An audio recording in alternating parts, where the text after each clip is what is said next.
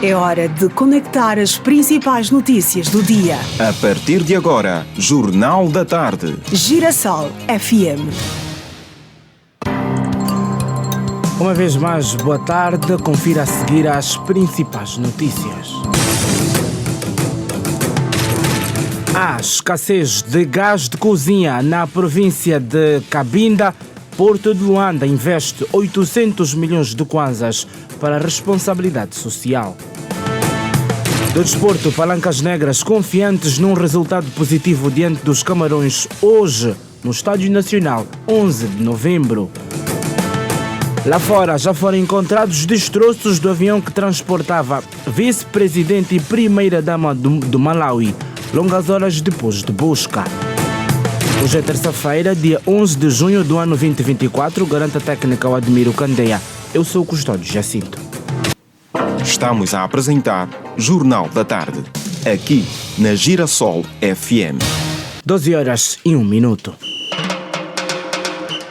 Chegou a hora dos destaques do desporto.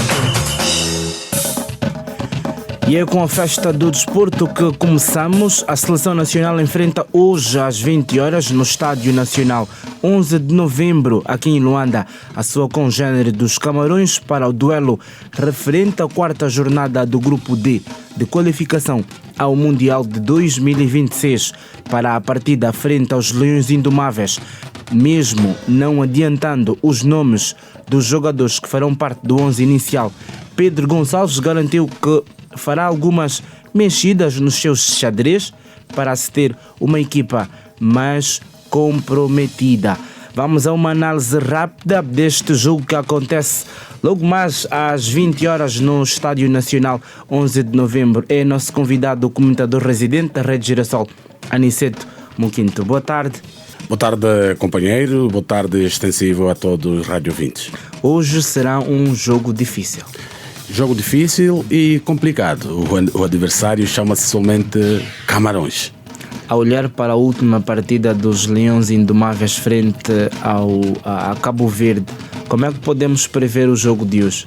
Bem, mais do que olhar para aquilo que foi o jogo Camarões Cabo Verde, penso que é apenas um indicador para nós que serve para observarmos o momento atual da seleção camaronesa, mas nós deveríamos olhar um pouco para o histórico das duas seleções, entre Angola e Camarões, onde reza a história que nós só por uma vez vencemos essa seleção. Todos os outros embates, com algumas exceções com empates que fizemos, todo o resto foram derrotas. O que antevesse ser um jogo difícil para os angolanos, pese embora estamos a jogar em casa. Isto, de alguma forma, poderá ser um tônico motivador para os nossos atletas, porque estarão a jogar em casa e muitos deles fazem o seu segundo jogo em solo pátrio angolano. Isso de alguma forma poderá fazer alguma diferença, mas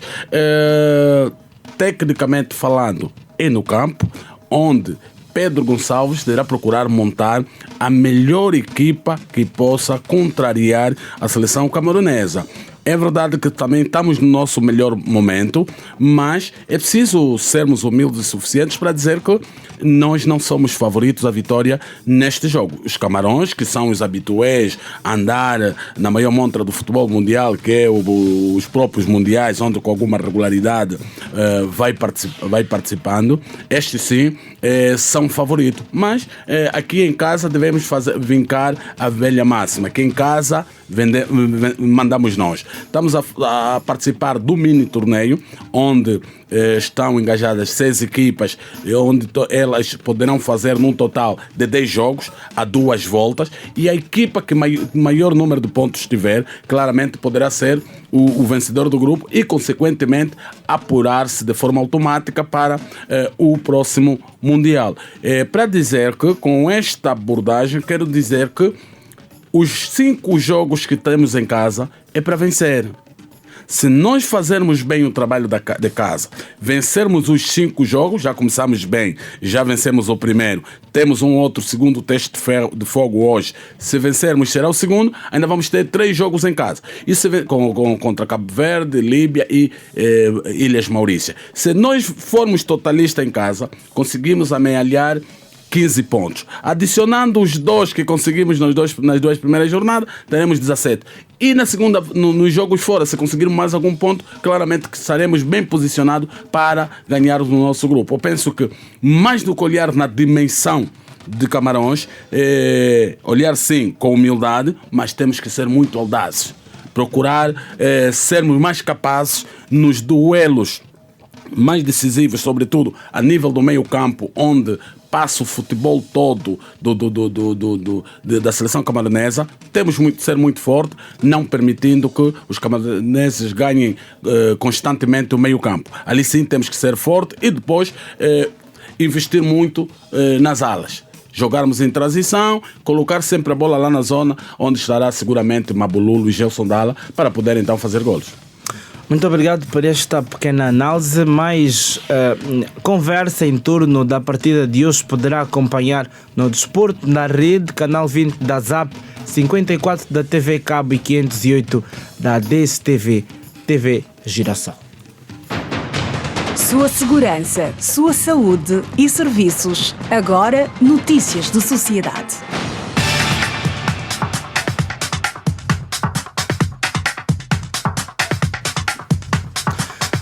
Nós a qualquer momento voltaremos a falar sobre desporto e com certeza teremos o Anselmo Gaspar a partir do Estádio Nacional 11 de novembro para mais informações. Nós prosseguimos. 47.510 alunos dos subsistemas de ensino geral da 6ª, 9ª e 12ª classe participam desde ontem até sexta-feira na segunda fase dos exames nacionais em todo o país. O Instituto Nacional de Avaliação e de Desenvolvimento da Educação, INAD, sublinha que deste número de alunos que vão fazer o exame nacional em Luanda, os dados rondam entre 17.204 para a 6ª classe, 14.683 da 9ª e 15.624 alunos e 15.624 alunos da 10ª classe. Aqui na cidade capital foram constituídos 114 centros de exame nos 9 municípios. Já a nível do país, são cerca de 775 centros de exames nacionais. Nesta fase das provas, os alunos da 6ª classe vão fazer exames das disciplinas de língua portuguesa, matemática e ciências da natureza, enquanto que os da 9ª vão ser avaliados em testes de língua portuguesa, matemática, biologia, física, história e geografia. As mesmas disciplinas vão servir de avaliação para os alunos da 12ª classe. A província de Malange é a única que vai realizar o exame de geografia e a do Namibe a de história. A jornalista Emília Pascoal foi ver como correu o primeiro dia de exame na cidade de Luanda. Realizar um exame é o momento de demonstrar o que foi aprendido durante o ano letivo. Estes alunos que realizaram o Exame Nacional de Língua Portuguesa da 6ª classe afirmaram que a prova estava acessível. No princípio, tinha medo, pensei que a prova poderia ser tão difícil porque era a minha primeira vez a fazer um exame. Mas quando eu cheguei lá, vi que a prova é uma coisa fácil, mas não quer dizer que devemos parar de estudar, devemos sempre dar o nosso melhor. Sim, a prova foi fácil e já estou pronto para a prova que vai vir amanhã. Eu achei que fosse difícil, porque é o meu primeiro ano a fazer exame, mas a prova foi muito fácil. Correu muito bem, foi muito fácil. Sim, estudei muito. Saiu sobre substantivos e verbos. Teve início hoje, em todo o território nacional, a segunda fase dos exames nacionais do ensino geral da 6ª, 9ª e 12ª classe das escolas públicas, público-privadas e privadas do país. Este encarregado de educação, que levou o seu filho para realizar o exame, disse que se preparou com antecedência para que o seu educando não atrasasse. Eu, durante a noite, acordei 3 vezes a calcular as horas, só para que ele não atrasasse. Graças a Deus, acordei no momento exato e consegui trazer ele para aqui. O diretor da escola primária Canine B garantiu que cadastraram cerca de 300 alunos para a realização dos exames. O nosso centro de exame cadastrou para a plataforma geral, para os exames nacionais, 383 alunos. E nessa altura são 383 alunos que estão a realizar os exames nessa escola. Divididos em 11 salas, e com 2 vigilantes em cada sala também, num total de 26 vigilantes e 11 salas, cada sala com 35 alunos. No centro de exame do Casquel do Buraco, onde foi realizado o exame da 9ª classe, o primeiro dia foi marcado por algumas ausências. Cadastramos 348. Dos 348 alunos, hoje, primeiro dia, realizaram a prova 250 alunos. A prova decorreu bem. Deixo o recado dos pais que estejam calmos e sejam um bocadinho mais atenciosos com o horário de entrada dos meninos. O diretor da escola 1108, Monte Sinai, informou que o primeiro dia foi marcado por alguns constrangimentos e avança o calendário das provas para a 12ª classe. Hoje o centro 1108, nesse caso Monte Sinai, 12ª classe, realizou a prova de língua portuguesa nos cursos de Ciências Físicas, Biológicas e Ciências Econômicas e Jurídicas. Sendo o primeiro dia da realização do exame nacional, a prova ocorreu da melhor forma possível, não obstante alguns constrangimentos próprios do primeiro dia, mas tivemos a presença dos alunos. Nós teremos a prova de Geografia para o curso de Ciências Econômicas e Jurídicas e a prova de Matemática para o curso de Ciências Físicas e Biológicas, se a memória não me atravessou. Era a jornalista Emília Pascoal dando conta de como foi o primeiro dia de exames nacionais na cidade capital. De Luanda vamos até a província mais ao norte do país. Está escasso o gás de cozinha na província de Cabinda. Alguns revendedores já falam na possibilidade de alterar o preço. O governo da província alerta para os especuladores. Serão tomadas medidas de responsabilização.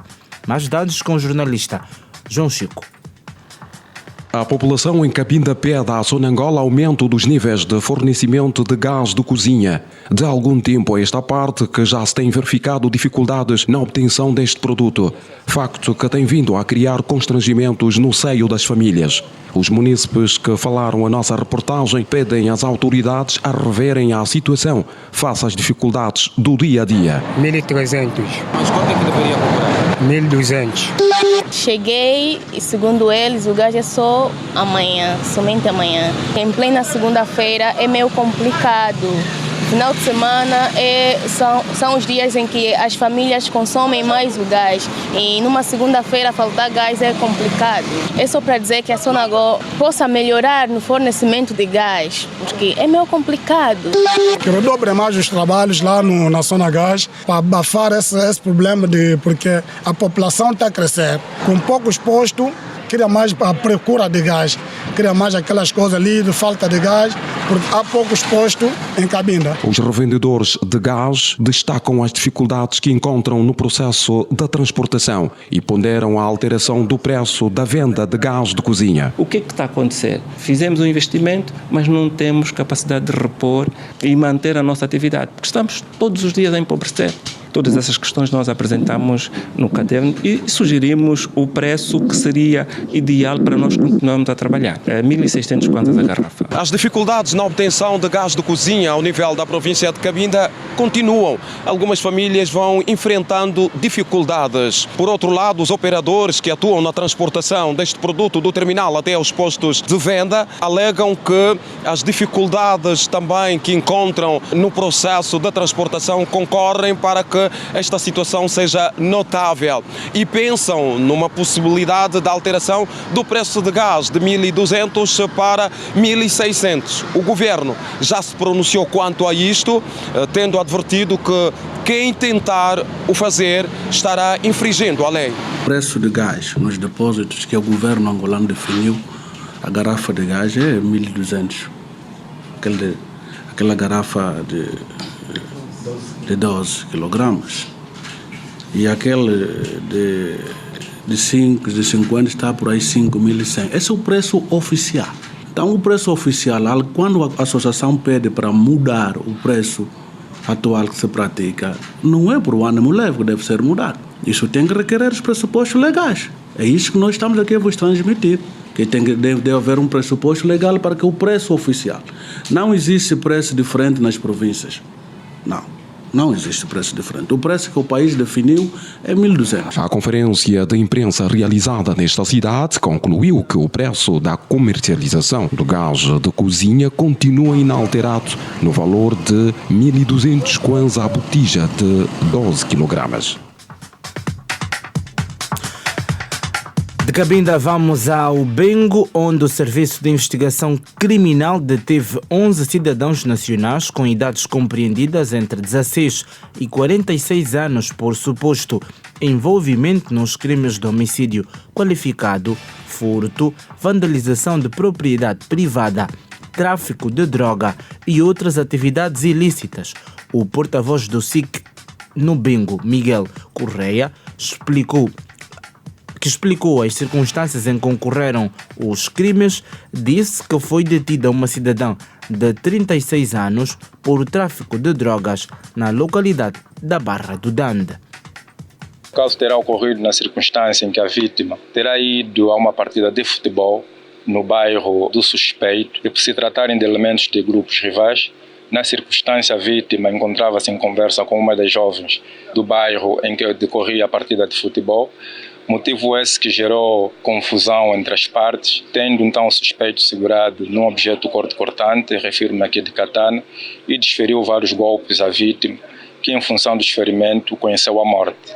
O segundo caso, também ocorrido no município de Dande, no bairro Xiquela, na circunstância em que a vítima, à semelhança também do primeiro caso, terá ido a uma casa de música, cito no bairro da Santana, por sinal o bairro de um grupo rival, e após ser identificado foi agredido também com objetos contundentes, pedra, pau e corte-cortante, também faca, na circunstância em que o suspeito desferiu golpes vítima e em função também do ferimento conheceu a morte. Aqui em Luanda, o Serviço de Investigação Criminal deteve um cidadão nacional de 46 anos por suposto envolvimento no crime de abuso sexual, em que foi vítima uma menor de 12 anos. O porta-voz do SIC Luanda, Fernando de Carvalho, disse que o crime terá ocorrido no município de Cacoaco de forma recorrente. Foi detido no passado dia 8 de junho de 2024, no distrito urbano dos Molevos de Baixo, município de Cacoaco, bairro Belo Monte, um cidadão de 46 anos de idade, pelo facto deste, de forma recorrente, ter abusado sexualmente uma menor de 12 anos de idade, cujas ações sucediam quando o acusado, por sinal vizinho da vítima, aproveitando a ausência dos progenitores da menor, aliciava com valores monetários que variavam de 500 a 1.000 kwanzas. De seguida, convidava para o interior da sua residência, onde, após algumas sessões fotográficas feitas à menor, abusava sexualmente de formas a intimidá-la no sentido de não contar o sucedido aos pais, ameaçava-a de morte. Para a legalidade da detenção, foi implicado presente ao Ministério Público e ao juiz de garantias, que aplicou a medida de coação mais gravosa, a prisão preventiva. Palavras de Fernando de Carvalho, porta-voz do SIC Luanda, a propósito da detenção de um cidadão de 46 anos por suposto envolvimento no crime de abuso sexual, em que foi vítima uma menor de 12 anos no município de Cacoaco. Agora, política de Angola e do mundo.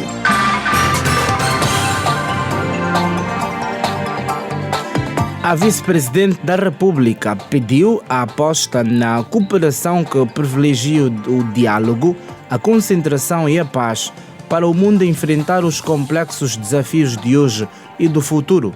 Esperança da Costa discursava esta segunda-feira na 3ª Conferência Internacional de Alto Nível sobre a Década Internacional Água para o Desenvolvimento Sustentável 2018-2028, que acontece em Dushanbe, capital do Tajiquistão. Isabel Kiala. Angola considera fundamental a cooperação e o multilateralismo na concretização de vários projetos e programas, afirmou nesta terça-feira em Dushanbe, Tajiquistão, a vice-presidente da República, Esperança da Costa, ao discursar na 3ª edição da Conferência de Alto Nível sobre a Década Internacional de Ação Água para o Desenvolvimento Sustentável 2018-2028. Na sua intervenção, Esperança da Costa reafirmou que o país possui uma rede de 47 bacias hidrográficas principais, das quais 5 são transfronteiriças, pertencendo a 5 comissões internacionais de bacia alimentadas maioritariamente pela Torre de Água da África Austral, situada na província do Bié. Angola adotou o Plano Nacional de Água para apoiar a implementação nacional do ODS 6, o que nos coloca grandes desafios, pois estabelece alguns eixos fundamentais, entre os quais destacamos o planeamento integrado dos recursos hídricos do país, o estabelecimento de um programa de investimentos de infraestruturas de caráter nacional, apoiando o desenvolvimento do cluster da água, o fortalecimento e modernização do quadro institucional, o reforço da legislação, o estabelecimento das parcerias público-privadas com o apoio do desenvolvimento da tecnologia e da inovação. A vice-presidente da República sublinhou ainda os vários desafios que a comunidade internacional enfrenta no quadro da governação da água. Diante dos vários desafios que a comunidade internacional enfrenta no quadro da governança da água, contudo, a promoção de uma cooperação que privilegie o diálogo, a concertação e a paz deve ser a aposta de todos nós para, desta forma, enfrentarmos os complexos desafios de hoje e do futuro. Ouvimos a vice-presidente da República, Esperança da Costa, quando discursava na 3ª edição da Conferência Internacional de Alto Nível sobre Água para o Desenvolvimento Sustentável 2018-2028 em Dushanbe, Tajiquistão. Seu dinheiro, mercado financeiro, negócios. Agora, notícias da economia. Agora sobre os números, 800 milhões de kwanzas é o montante disponibilizado pelo Porto de Luanda para apoiar a implementação este ano do projeto de responsabilidade social e sustentabilidade ECANDA. A boa nova foi anunciada esta segunda-feira durante o ato de lançamento do programa Responsabilidade Social do Porto de Luanda. Mais dados com o jornalista Alberto Capitão. Assente em 3 pilares, nomeadamente conscientização, ambiente e juventude, o Programa de Sustentabilidade e Responsabilidade Social assume compromissos com a proteção do meio ambiente através da identificação e da gestão de temas e áreas sensíveis às mudanças climáticas nas operações portuárias em linha com as melhores práticas do setor no mundo. A consciencialização, porque os projetos, por melhor concebido que estejam, por melhor que sejam, se as pessoas não estiverem comprometidas e não estiverem informadas sobre o que estamos a fazer, o insucesso pode ser garantido. Por isso, nós elegemos o pilar da consciencialização como o primeiro para este projeto. E depois do meio ambiente, para todos nós percebermos a importância da preservação do meio ambiente. E no pilar da juventude, o Porto de Luanda vai trabalhar com ONGs e organizações que trabalham com o tema da juventude para propiciar formação para os seus gestores e qualificar o trabalho que fazem através de metodologias que possam promover o seu desenvolvimento. Numa primeira fase, o Porto de Luanda quer atingir até 500 jovens com a formação e apoio a projetos que visam o aumento da empregabilidade. Daí que estão reservados um total de 800 milhões de kwanzas para financiar o programa. Temos uma previsão otimista. Gostaríamos de atingir, nesta primeira fase, 500 jovens. Dar formação, qualificá-los, dar kits de trabalho e que cada um deles possa desenvolver uma atividade econômica e ter o sustento para si e para as suas famílias. Neste projeto, o Porto pretende investir 800 milhões de kwanzas, mas o valor por cada uma das organizações vai depender do projeto que nos for apresentado. À margem do evento de apresentação do Programa de Sustentabilidade e Responsabilidade Social, João Fernandes, administrador executivo do Porto de Luanda, garantiu que a empresa goza de boa saúde em termos de rentabilidade. O crescimento é ótimo. Vocês só repararem que o Porto de Luanda, 80% das mercadorias que entram em Angola passam pelo Porto de Luanda. Tivemos um volume de aproximadamente 60 milhões de carga em 2003. E penso que esse ano poderá ser melhor. É imprescindível que o Porto de Luanda aumente o seu volume de negócios por via da crescente captação de tráfego, que alargue as ligações com o interior do país, que fomente a intermodalidade e que aposte na melhoria da oferta logística. Com o programa lançado nesta segunda-feira, o Porto de Luanda quer contribuir para a criação de uma cultura de sustentabilidade nas escolas. Por isso, criou e vai disponibilizar manuais de sustentabilidade especialmente preparados para professores, crianças, adolescentes e jovens. Tal como prometemos, nós vamos voltar ao Estádio Nacional 11 de novembro para mais informações em torno da partida que vai colocar em lados opostos a nossa seleção e os Leões Indomáveis. Chegou a hora dos destaques do desporto. And now, the news. O mundo em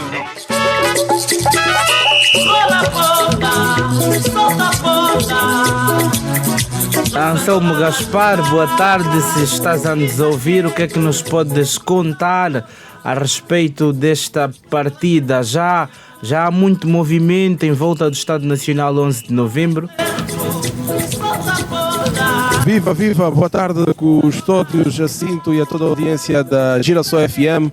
Neste momento estamos mesmo posicionados no estádio 11 de novembro, onde já se vê algum movimento, empresas comerciais aqui já a deixarem os seus apontamentos, a deixarem as suas promoções, e também já temos adeptos aqui a aderirem vários ingressos em pleno dia de semana, terça-feira, e que estão preparados para acompanhar então este embate da Angola frente à seleção camerunesa. Bom, eu tenho comigo adeptos que já têm ingressos na mão. Vou falar agora com um deles que vai dizer o que expectativas tem sobre este duelo, uma vez que ontem a seleção camerunesa já treinou, já reconheceu o recinto do 11 de novembro e deixou aqui vários apontamentos a Boubacar a dizer que vem em busca de 3 pontos. Boa tarde, fala para a Girassol FM, seu nome, por favor. Ricardo Contreiras. Ricardo, o que é que esperas da seleção nacional neste duelo frente à seleção camerunesa? Perspectivo um grande jogo no qual a seleção nacional sairá vencedora, e nesse caso vamos contar com golos de Gelson Dalla e Mabululu. Bom, conseguimos 1-0 na partida passada, onde tivemos uma exibição da Angola que não teve muito bem aos olhos de quem acompanha o futebol. O que dizer que Angola você espera, ou que também qual é o seu jogador favorito que pode entrar em ação hoje? Tendo em conta o bom momento no qual a seleção está a passar, né? Perspectivo um grande duelo no qual a seleção nacional sairá vencedora.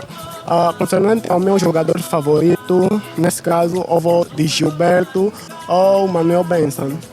Obrigado, Benson, que é chamado como novo mestre. Obrigado, Ricardo, que esteve aqui a conversa conosco. Gostou de Jacinto deixar aqui um apontamento que a última vez que ambas as seleções se defrontaram foi no Chan de 2018, em que Angola venceu a seleção camerunesa por 1-0, um golo do menino Maravilha Job aos 30 minutos. E também a seleção camerunesa venceu pela última vez os Palancas Negras na fase de grupos do Chan de 2016, tendo vencido por 1-0 com um golo de Yazid Atoba, jogador do 1º de agosto. Bom, esses são os apontamentos que podemos deixar aqui no 11 de novembro. O clima quente, já tivemos dentro do recinto a dizer que a relva está bem preparada ao gosto de quem acompanha o bom futebol. Nós prometemos voltar nos outros espaços informativos da Girassol FM, dizer um apontamento aqui rápido, dizer que a equipa técnica constituída por Galácio Santana, motorista Eduardo Gonçalves, auxílio à produção de Isaías Jacinto e o repórter de hoje é Anselmo Gaspar. Boa tarde, sou Jacinto e continuação do ótimo noticiário.